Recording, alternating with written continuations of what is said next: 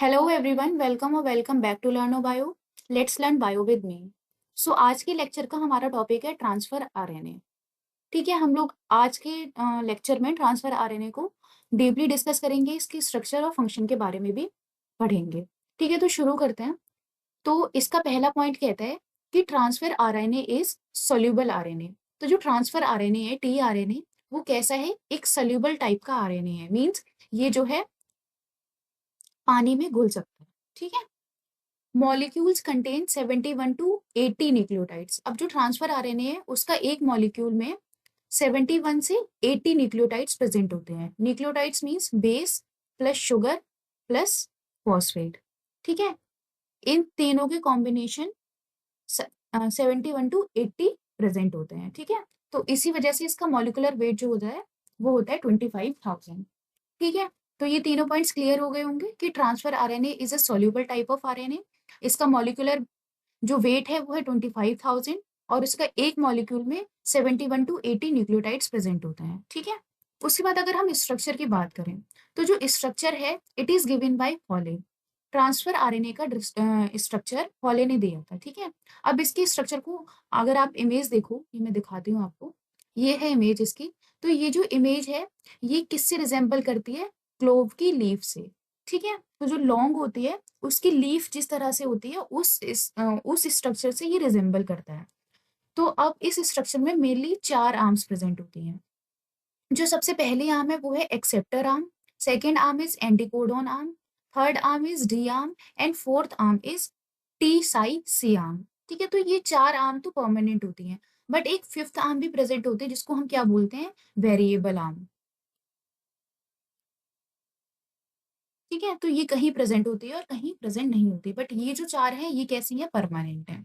ठीक है, तो बेसिकली कितनी प्रेजेंट है? चार आर्म्स, लेकिन एक वेरिएबल आर्म जो छोटी सी आर्म प्रेजेंट होती है वो भी कहीं कहीं किसी किसी ट्रांसफर आरएनए में प्रेजेंट होती है। ठीक है, तो ये स्ट्रक्चर की बात होगी। अब इसकी इमेज देखते हैं।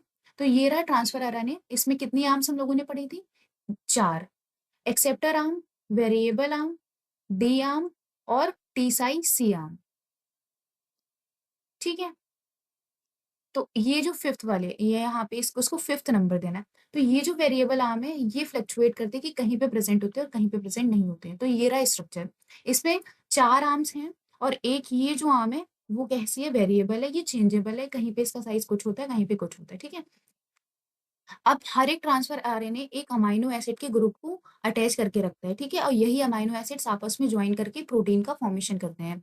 तो जो ट्रांसफर आरएनए है उसका फंक्शन ही यही है कि अमाइनो एसिड्स को आपस में जोड़ना फॉस्फेट ब्रिज से, और उसके बाद जो अमाइनो एसिड है वो पॉलीमर बनाते हैं और polymer of amino acid is known as protein. ठीक है, तो यही फंक्शन होता है ट्रांसफर आरएनए का। अब यहाँ पे देखो, ये जो दो आर्म्स हैं इसमें कॉम्प्लीमेंट्री बेस पेयर प्रेजेंट होंगे। अब यहाँ पे ए है तो यहाँ पे ये क्या हो जाएगा? यू। सी है तो यहाँ पे क्या हो जाएगा? जी। यहाँ पे सी है तो यहाँ पे क्या हो जाएगा? जी। तो इस तरह से ये जो बेस पेयर है इसके कॉम्प्लीमेंट्री बेस पेयर यहाँ पे प्रेजेंट होंगे। ठीक है, तो ये तो रहा आरएनए का स्ट्रक्चर, ट्रांसफर आरएनए का। अब उसके बाद अगर हम इसके फंक्शंस की बात करें तो ट्रांसफर आरएनए के मेनली चार फंक्शन है। उसमें सबसे पहला है अमाइनो एसिड का ट्रांसपोर्ट। ठीक है, अभी हमने स्ट्रक्चर में देखा कि हर एक ट्रांसफर आरएनए अपने सिर के ऊपर एक अमाइनो एसिड को कैरी करते हैं। ठीक है, अब ये बहुत सारे अमाइनो एसिड्स को आपस में जोड़ के किसका फॉर्मेशन करता है? प्रोटीन का। ठीक है, तो इसका मेन फंक्शन क्या है? अमाइनो एसिड का ट्रांसपोर्ट करना। Main function of transfer RNA is to transport specific amino acid from cytoplasm to ribosome.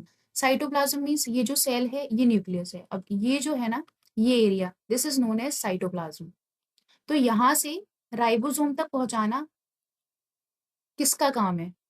Transfer RNA का। और किसको पहुंचाता है? अमाइनो एसिड को। अमाइनो एसिड को इस साइटोप्लाज्म से राइबोसोम तक पहुंचाने का काम किसका है? ट्रांसफर आरएनए का। ठीक है, ये इसका मेन और सबसे इंपॉर्टेंट फंक्शन है।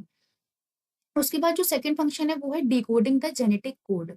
अब जो भी जेनेटिक कोड है उसको डिकोड करना ट्रांसफर आरएनए का काम है। अब यहाँ पे देखो, इस स्ट्रक्चर में हम लोगों ने यहाँ पे देखा कि कुछ कुछ कोडॉन्स यहाँ पे लगे हुए हैं। ठीक है, इनको हम क्या बोलेंगे? Anti codon.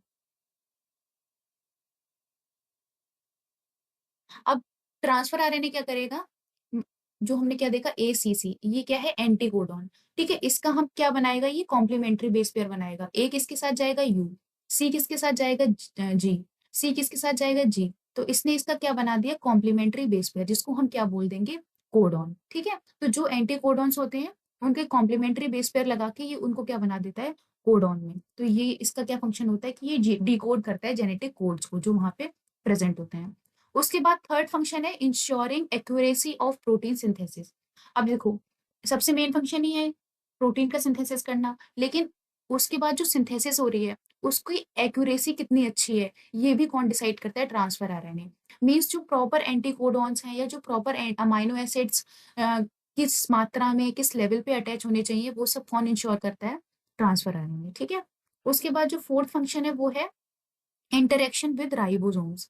मीन्स जो सेल में राइबोसोम्स प्रेजेंट होते हैं उनके साथ भी कौन इंटरेक्ट करता है, ट्रांसफर आरएनए। ठीक है, अब ये राइबोसोम का जो इस तरह से स्ट्रक्चर हम लोग देखते हैं वो फ्रेमवर्क भी किसके थ्रू होता है, ट्रांसफर आरएनए के थ्रू। तो मेनली ये चार फंक्शंस हो गए ट्रांसफर आरएनए के। तो पूरी इमेज क्लियर हो गई होगी कि ट्रांसफर आरएनए कैसा है, सॉल्युबल आरएनए है, उसके बाद उसका मॉलिक्यूलर वेट कितना है, उसके बाद उसमें एक मॉलिक्यूल में 71 to 80 न्यूक्लियोटाइड्स प्रेजेंट होते हैं। ठीक है, उसके बाद हमने स्ट्रक्चर भी देख लिया, चार आर्म्स प्रेजेंट होती हैं। ठीक है, एक वेरिएबल आर्म भी प्रेजेंट होती है। और उसके बाद फंक्शन में मेनली चार फंक्शन है, लेकिन सबसे इंपॉर्टेंट है अमाइनो एसिड का ट्रांसपोर्ट करना। मीन्स अमाइनो एसिड को ट्रांसपोर्ट करना, अटैच करना, और उसके बाद यही अमाइनो एसिड क्या बनाएंगे, प्रोटीन। ठीक है, तो बेसिकली सिंथेसिस ऑफ प्रोटीन। ठीक है, तो ये सारा ट्रांसफर आरएनए के बारे में हो गया। अब नेक्स्ट लेक्चर में हम लोग डीएनए रेप्लिकेशन को पढ़ेंगे। ठीक है, अगर आपको वीडियो अच्छी लगी तो वीडियो को लाइक करें, चैनल को सब्सक्राइब करें और बेल आइकन को प्रेस करें। Thank you.